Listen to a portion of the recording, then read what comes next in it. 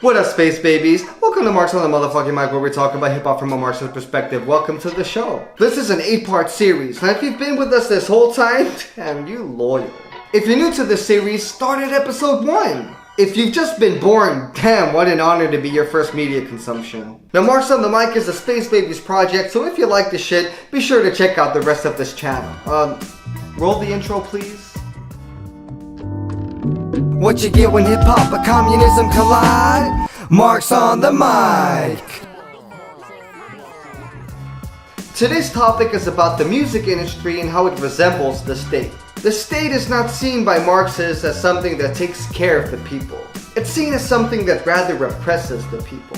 And what do you know? The music industry often operates in the same way. Lenin had the following to say on the state. The state is a product and a manifestation of the irreconcilability of class antagonisms. The state arises where, when, and insofar as class antagonism objectively cannot be reconciled. And conversely, the existence of the state proves that the class antagonisms are irreconcilable. I do apologize that so many classic Marxist texts are just so dry and hard to get through. But we got you! Marx on the mic. We'll break it all down for you. We love dry texts. We love them. This is no shade to you, say you good. Who runs the world? Or the bourgeoisie does. This is what we call the ruling class, because Marxists love to use French words. Bourgeois, proletariat. But what does it mean to be a part of the ruling class? Well, you literally control shit. The bourgeoisie controls the money in the banks, production of resources in factories, and is at the head of food production. And these are what we call the means of production.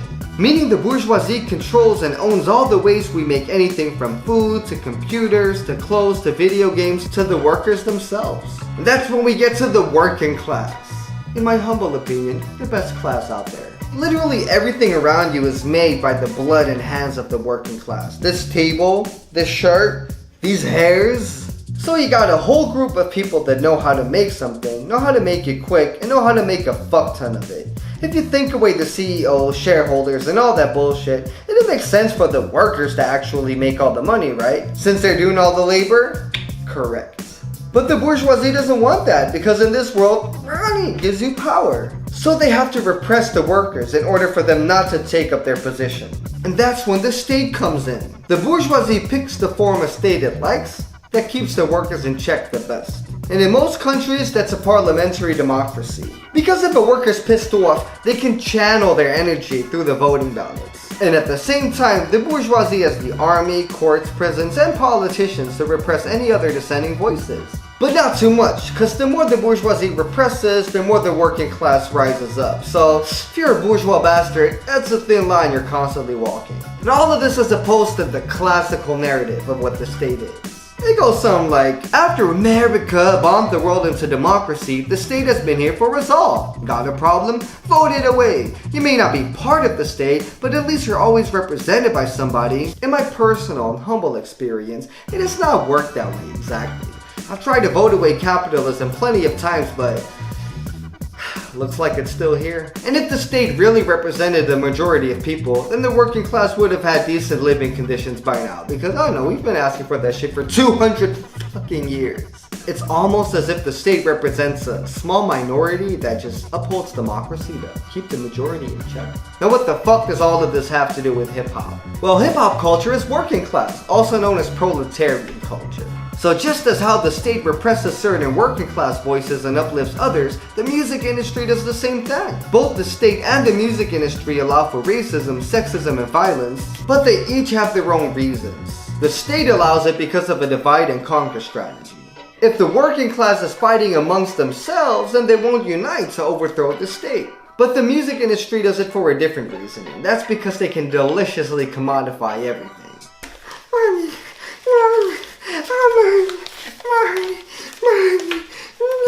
In the music industry, bourgeois and most predominantly white men got paid off of misogynistic music and tracks that talked about gang life, violence, drugs, and all these other conditions a lot of mostly black working class folks find themselves in. Which means that, and check this out, white bourgeois folks are getting paid off of miserable conditions and neighborhoods they helped create. This is how the music industry gets more money, aka capital.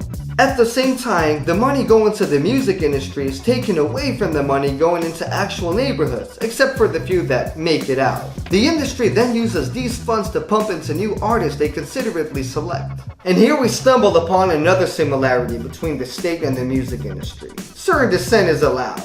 Like if a rapper makes a song that says "fuck you" to white men, that's actually fine. That's a form of dissent that's not likely to fuck with bourgeois power and is actually easily commodified. Everybody would agree, fuck white men. But if rappers would start spitting shit about uniting the working class and calling for revolution, there ain't a lot of major record labels that would touch that shit. In the same vein, critiquing the state is actually fine. Even incoherent talks about revolution is fine too. But if you start talking shit about uniting the people and actually taking actions against the state to overthrow it, your ass will get repressed in no time. Now, like I said in the episodes about the superstructure, MCs like J. Cole, Black Thought, Lauryn Hill, Kendrick Lamar definitely critique both the music industry and the state, but they also got major label deals.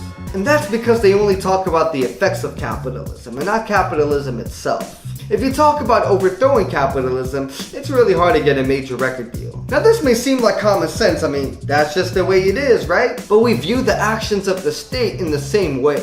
In America, the police kill people every day, the jails are filled with more people than any other country in the world, over 2 million, and there's military bases in over 150 countries.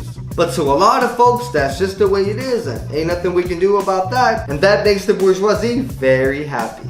Now the whole reason why the music industry can have so much political power is why anything in this world can have political power. Right. In the end, record labels are pools of capital that can only push their political ideology because of their economic power.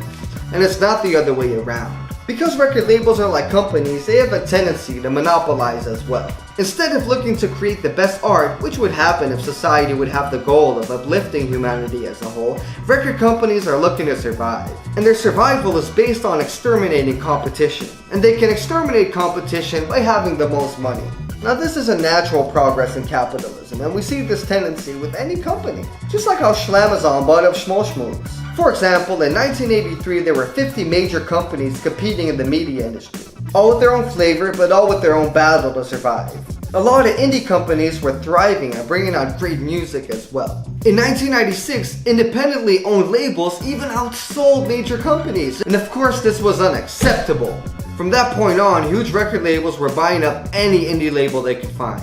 And in 2000, there were 5 companies controlling 80% of the music industry. And it wouldn't surprise me if in due time there'd be one company controlling all of our media, and through that, the superstructure. Now of course, with the rise of YouTube and independent marketing on the internet, there's a chance to have your voice heard without the help of the labels. But in terms of political influence, we've always got to check where the money's at. So the music industry operates like the state in the sense that it represses voices that go against capitalism, but allows critiques of society to channel the unrest of the masses. And these are what we call the conscious rappers.